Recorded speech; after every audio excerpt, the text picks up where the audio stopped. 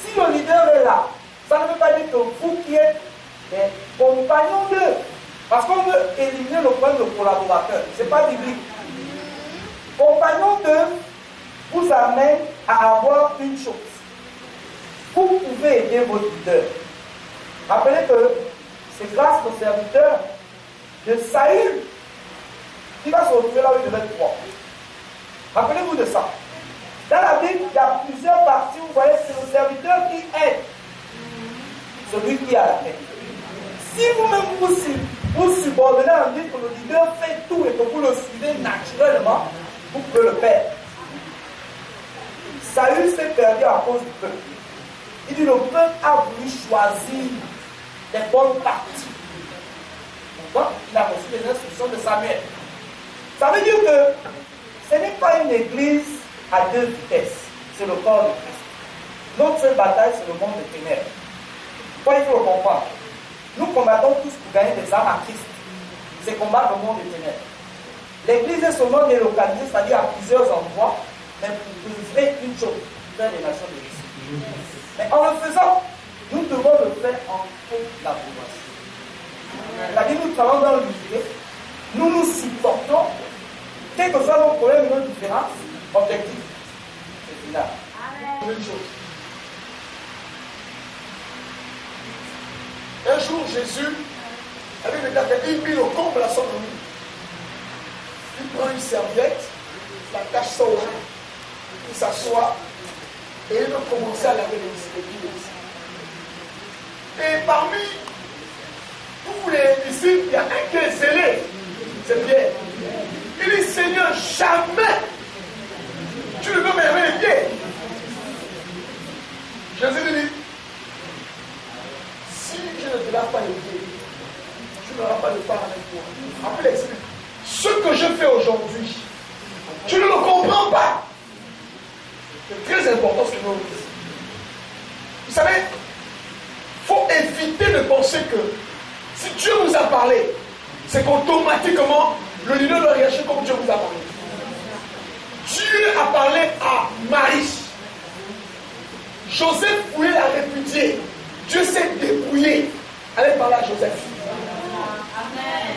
Amen. Si c'est Dieu qui vous parle, et c'est le mot de Dieu, laissez le temps. Vous aurez raison. Il y a des choses qu'il faut éviter de nous mettre en confrontation bêtement avec les gens. Laissez Dieu faire. Si c'est le Dieu, l'ange vient parler à Joseph. C'est pas le Dieu, ça va passer comme ça. Ça vous comprenez? Faites très attention avec ça. Et il faut faire aussi attention quand vous dites que Dieu m'a parlé. Je préfère que vous dites que je pense que.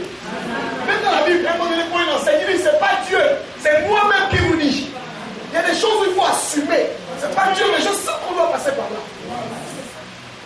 Parce que souvent Dieu devient un argument d'autorité pour passer en force. Et donc on manipule le nom de Dieu à notre fin pour faire passer quelque chose. C'est pas bien. Très sûr. Oui, ça va venir. Il y a même une voix. Tout de suite, vous venez de nous parler, de nous enseigner par rapport, c'est plus la collaboration, les collaborateurs, mais c'est devenu les compagnons d'œuvre. Je voudrais savoir une chose, parce que depuis votre intervention, vous parlez trop de compagnons d'œuvre, mais vous ne parlez pas de leaders. Parce qu'il y a beaucoup d'églises qui se sont séparées parce qu'il n'y a pas d'entente entre les leaders et les compagnons d'œuvre. Est-ce qu'il n'y a pas quelque chose à faire pour que cela change? Parce que s'il n'y a pas d'entente et que quand le leader ne veut pas peut-être dire la vision aux compagnons d'œuvre, l'église va échouer, la vision va échouer. Parce que le compagnon d'œuvre n'est pas au courant, il n'est pas informé de la vision dont le leader cache, par exemple. Et le compagnon d'œuvre est là pour soutenir. Mais je soutiens quoi? Et pourquoi je soutiens?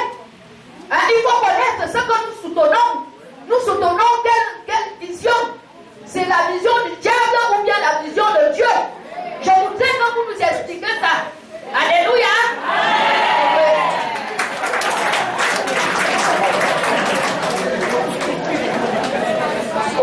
Ok. C'est bien tout ça. Merci, servant de Dieu. Je voudrais d'abord dire une chose. La thématique a été clairement donnée. Devenir un compagnon digne. Donc, nous devons parler dans tous les sens. Nous avons circonscrit un thème. Aujourd'hui, ce sont les collaborateurs qui doivent savoir ce qu'ils doivent faire. On ne demande pas qu'on se font quoi. On doit connaître ça. Nous sommes là pas pour les leaders, mais pour les collaborateurs. Maintenant, je voudrais dire une chose. Vous savez, c'est des problèmes qui sont vieux comme le monde. C'est vrai. Il y a des leaders qui abusent. Ça aussi, il faut le dire. Et le temps n'est pas choisi pour parler de ça. Je voudrais simplement dire, comme a dit l'homme de Dieu tout à l'heure, la responsabilité qui est la vôtre, c'est ce que vous devez connaître. Maintenant, si les leaders ne vous donnent pas la vision, s'ils la cachent, c'est qu'en réalité, il n'y a pas de vision. Parce qu'il n'y a pas de raison de cacher une vision. Voilà, on peut le dire comme ça. Maintenant, il faut dire une chose. Est-ce que c'est vous qui ne comprenez pas? Ou c'est le leader qui n'a pas suffisamment expliqué? Maintenant, les guerres de leadership dans l'Église sont aussi liées à un problème de maturité.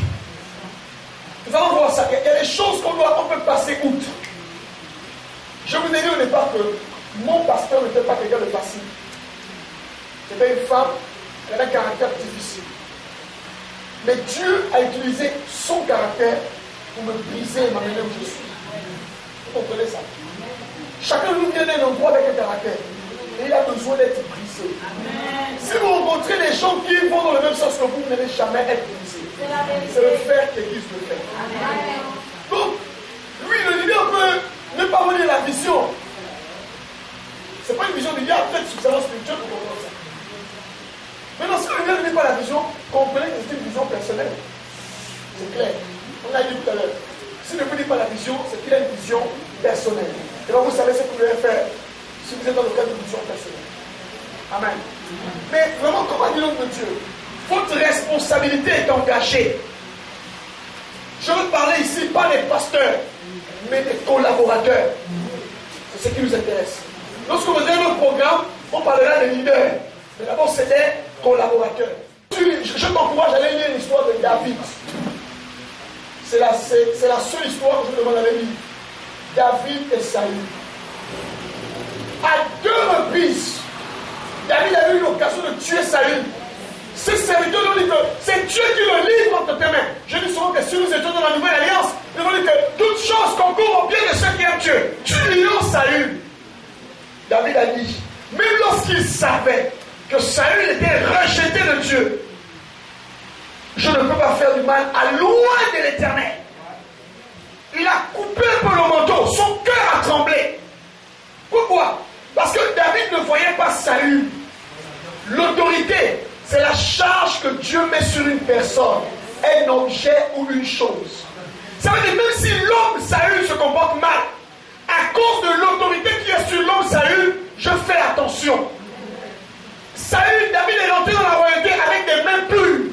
Il n'a pas tué Saül, alors qu'il avait l'occasion à plusieurs reprises de le tuer.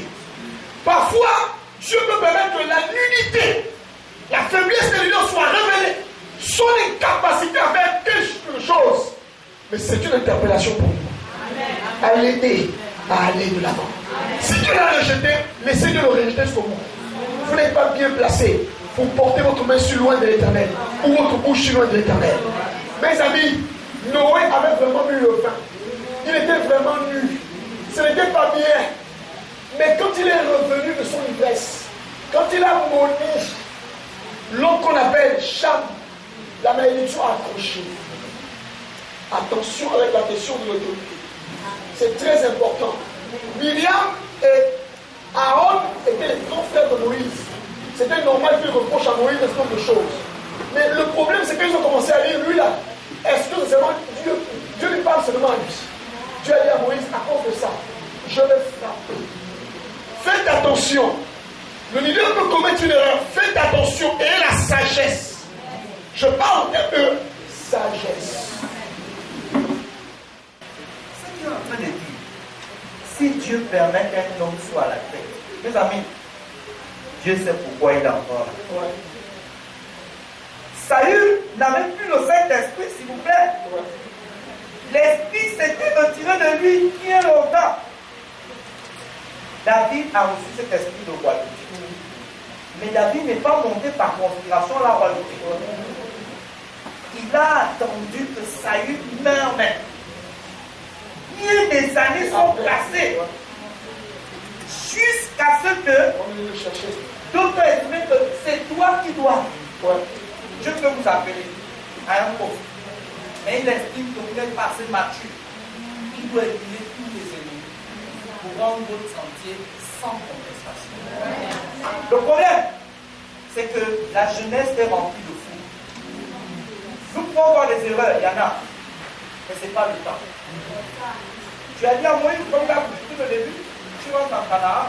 À cause de l'erreur de Moïse, tu as dit j'ai changé. J'ai changé. C'est Josué qui conduira ce pèlerin. Le bâton du pèlerin s'est arrêté par la volonté de Dieu. Le danger. À la fin même, David va tuer le serviteur qui va tuer sa vie. Bien sûr, va le tuer. T'as touché loin de faire. Écoutez, c'est Dieu qui les juge et Dieu en sera prendre soin. Chacun a son temps. Et David a su attendre le temps de Dieu de manière quand il a régné tranquillement. On va en parler avec le leader maintenant. On commence avec. Et donc nos leaders à être des gens qui emmènent le peuple et semer les enfants. On n'est pas là pour diviser. On n'est pas là pour faire des dissensions. On veut que le corps de Christ soit réuni, reconnaisse sa mission. Chacun reconnaissant ses limites, comme Jean-Baptiste, il croise, je dépasse. Cela est limite. Chacun a son poste, à son pouvoir. L'Église avance en rang de bataille, solidité et avec efficacité. Allez prendre le poste qui n'est pas pour toi. Tu vas même mourir avant le temps. Celui qui a voulu se lever, lâche, est mort. Pas parce qu'il n'était pas incapable. Vous prenez Samuel. Samuel a vu le prendre les enfants des fils d'Élie.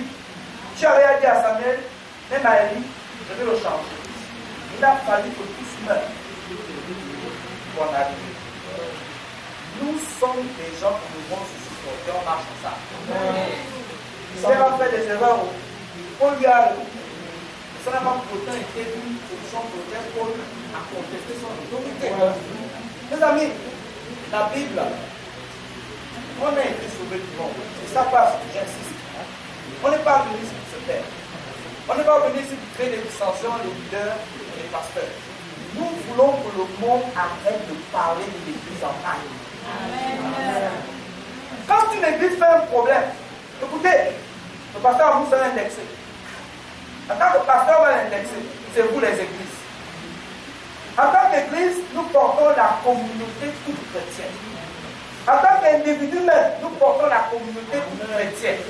Donc, il y a un danger. À penser que parce que nous t'appelle que c'est absurde. Non. David ne s'est pas réjoui du malheur même de Saül et des autres. Il y a un problème de mentalité qu'on veut changer.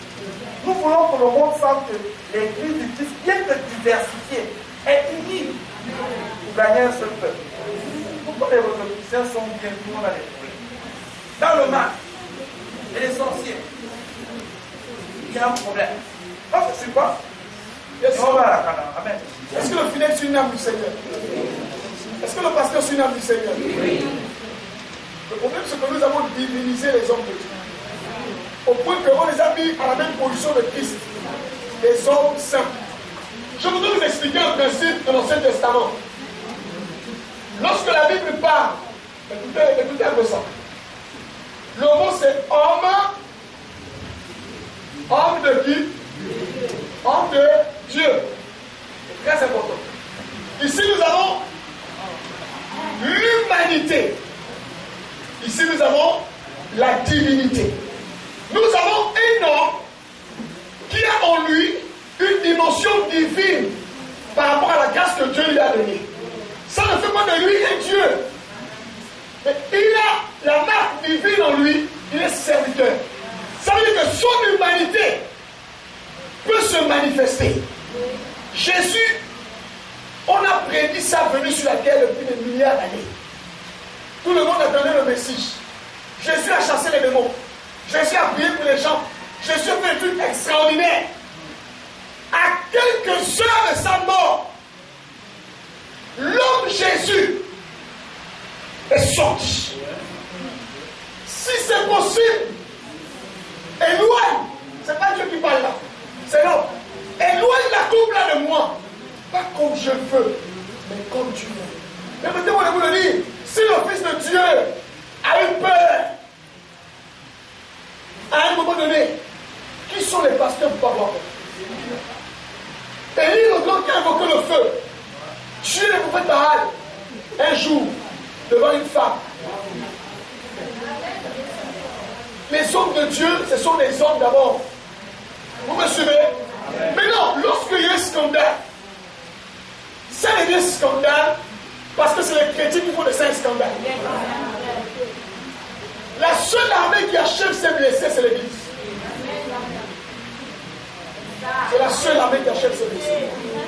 Mais comment le pasteur a fait un scandale dans l'église? C'était où c'est? Dans l'église. C'était pas à la télé. Tout le monde n'a pas vu ça. Mais comment ça fait? Ce sont les chrétiens qui font de l'acte le scandale. Ça devient populaire. Pourquoi? Parce que même au milieu des enfants de Dieu, il n'y a pas que des agneaux et des loups. Le diable est assis, il attend la récupération.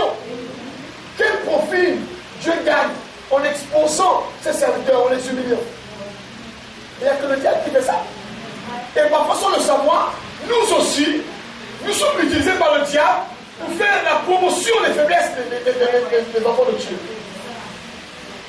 Il n'y a pas de scandale à l'islam. Il n'y a pas de scandale à l'islam. Vous avez entendu parler combien? Il n'y a pas de scandale là-bas. Pourquoi c'est l'église? Pourquoi c'est l'église? Donc, sincèrement, moi je pense qu'on ne quitte pas l'église parce que le pasteur a détourné l'argent. On le met sous discipline, vous savez. On peut le mettre sous discipline. Il peut être placé en observation parce que c'est une âme du Seigneur. On ne quitte pas l'église parce que le pasteur est tombé dans le péché. Non, non, non, non, non, non, non. Ça paraît bizarre, hein? Mais c'est la vérité.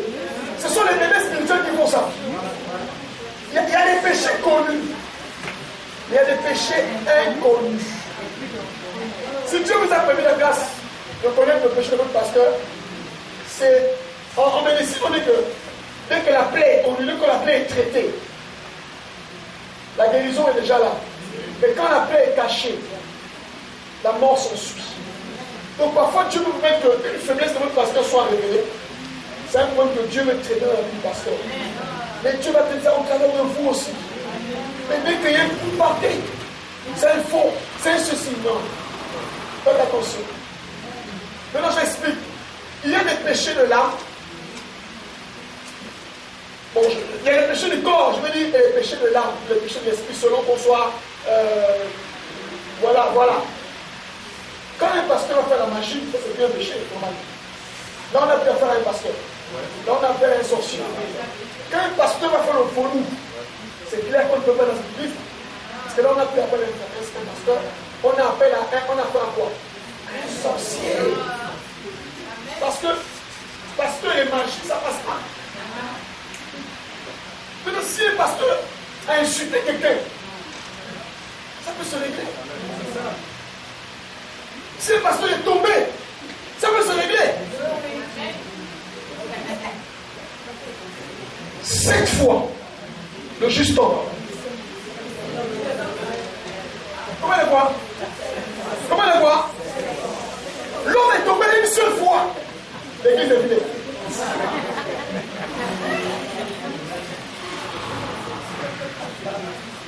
L'église bâtit la vie des gens. On n'est pas parfait. Bon, je vais rester sur la Bible. La Bible dit, si ton frère a péché, va le voir à deux. Reprends-le. S'il ne comprend pas, prends un témoin. S'il ne comprend pas, c'est d'abord à deux. D'abord à deux. C'est pas un nom. Tu vas le voir à deux, alors que tout le monde est au courant. À deux. À deux. S'il ne comprend pas, prends un témoin. Si avec le témoin ne comprend pas, prends l'église à témoin. Mais non, s'il ne comprend pas avec l'église à témoin, on n'a même pas encore fait ça. C'est pas bien. Tu comprends la soeur? C'est un homme de sagesse. C'est un manque de sagesse. On ne fait pas ça. C'est un manque de sagesse. Merci. Jacques Bassala, nous sommes la gloire éternelle. Oui.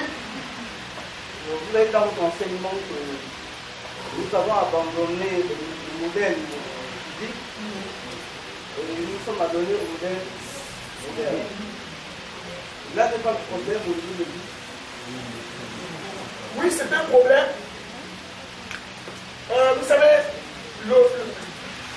ce qui était avec moi au Cameroun, je les ai fait une petite démonstration pour les montrer qu'en fait, le monde ne progresse pas. Vous savez la prédication.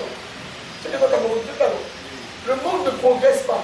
Contrairement à ce qu'on voit, on voit les avions, on voit les maisons, on voit le développement écran, les WhatsApp, Facebook, Viber, tout ça. On dit le monde se développe. Quand vous lisez l'histoire de Daniel, la vision sur la statue, la tête était en or, la poitrine en argent, les pieds en argile, on dit avant c'était le fer. Ce sont les métaux. Hein? L'or est plus important que... En fait, à chaque fois que les royaumes se succèdent, il y a une perte. Le monde ne va pas vers une amélioration, le monde va vers une déchéance. C'est aussi ce qu'enseigne la statue de Daniel. Donc, le piège des églises, c'est quoi? Le piège même de l'église en général, c'est d'adopter les valeurs du monde, les principes du monde. Le monde de fonctionnement même du monde dans l'église. Ça fait quoi? Ça tue l'action de l'esprit. Parce que l'esprit ne se reconnaît pas. Le Saint-Esprit viendra, il vous conduira dans toute la vérité. La vérité en question, c'est la parole de Dieu. Lorsque dans l'église, on organise les masterclass, dans l'église de Jésus, les masterclass, ça c'est un terme biblique, ça. Ça c'est un terme qu'on dit dans les écoles managériales. Vous voyez un peu ça? Mais comment voulez-vous que l'esprit se manifeste dans un tel environnement? Donc le modernisme a tué l'église. Avant, le piano c'est bien, les synthés c'est bien. Aujourd'hui, s'il y a une église où il n'y a pas le piano, si dimanche le piano est tombé en panne, s'il n'y a plus de barre, au milieu de la nuit, Paul et Silas priaient. La Bible dit qu'ils chantaient des louanges. Et fondement de la prison se sont débranlés. Il n'y avait pas de barre. Ou les micros. La prédication de Pierre à la Pentecôte, sans micro, 3000 âmes converties. Je me demande, ça s'est passé comment? Donc, toutes ces choses-là dans l'église, au lieu d'amener l'église à une autre dimension, amener l'église à régresser. Donc, le modernisme est très dangereux. Nous avons fait tout le modernisme dans l'église. Aujourd'hui, les chrétiens n'ont plus de Bible. Ils ont des tablettes. Pendant qu'on prêche, il est sur WhatsApp. Quand les Jean 15, il bascule dans Jean 15. Jean 20, en fait, moi j'ai dit, dans mes deux étudiants ensemble, quand j'enseigne dans une école, je leur ai dit que quand j'enseigne, personne n'a une numéro de téléphone. Mais tu sais, les poches, ça veut dire moi le livre, c'est pas la même chose. C'est vrai que quand vous lisez la Bible au téléphone, et quand vous la lisez comme ça, c'est pas pareil. Hein? Mais commencez à voir les Bibles. À l'époque, les anciens chrétiens, avec le grosse Bible du marché, ils étaient contents. Aujourd'hui, on met ça dans la mallette. Vous voyez que le modernisme a fait du mal à l'église. Ouais, le modernisme a fait du mal. Dans le royaume de Dieu, il n'y a pas de photocopie. Dans le royaume de Dieu, il n'y a pas de... Il n'y a que l'original. Si quelqu'un épouse la vision d'un autre, c'est qu'il n'a jamais eu sa propre vision. La Bible dit que les mauvaises compagnies auront de bonnes mœurs. Mais c'est là en fait où se joue le rôle du compagnon de... C'est de toujours rappeler. Souvenez-vous qu'il a dit que Saül s'est perdu à cause du péché. Souvent, Dieu peut permettre que le leader s'égare et vous ouvrir les yeux. Mais c'est quoi la solution que nous avons? Nous ouvrons la bouche et nous parlons. Aujourd'hui, les gens jeûnent seulement pour voir les maris, les enfants, l'onction, tout ça. Combien parmi nous ici on est là pour le combien on jeûne encore pour le ministère de Combien Combien ici on fait 40 jours ou 20 jours pour l'église? Combien? Regardez, quand un pasteur dit qu'il y a un jeûne pour l'église n'est pas pleine. Amen. Et les gars, ça va comme c'est un jeûne où tu vas, le ciel va s'ouvrir. Vous allez recevoir des choses puissantes. On va couper tous les liens des ancêtres, des aïeux, des petits aïeux. Vous allez voir les gens venir. Pourquoi? Vous savez pourquoi? Parce qu'en fait, les gens sont emprisonnés à leur propre chose. Donc, quand on est collaborateur, un collaborateur, c'est un batailleur. Un collaborateur, c'est un batailleur.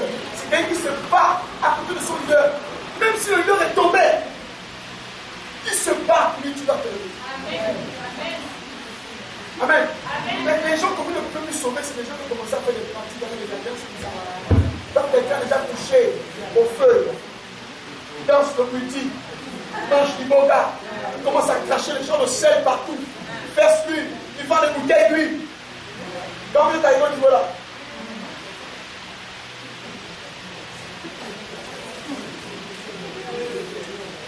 Tu as dit à Samuel, arrête de pleurer sur Saül. Arrête ça. Vous pouvez qu'on soit votre pasteur, si le peut tomber, il aime trop l'argent, on peut l'aider. Mais si c'est vraiment des alliances, avec des hommes de Dieu bizarres, laissez-le. C'est Dieu ce que je vous dis, monsieur. Quand Saül a commencé à le voir, il a tué, il a chassé tout ce qui faisait la récompense. Mais vous m'avez dit, regarde, il est reparti. Chez une dame qui consultait les esprits. C'était un signe.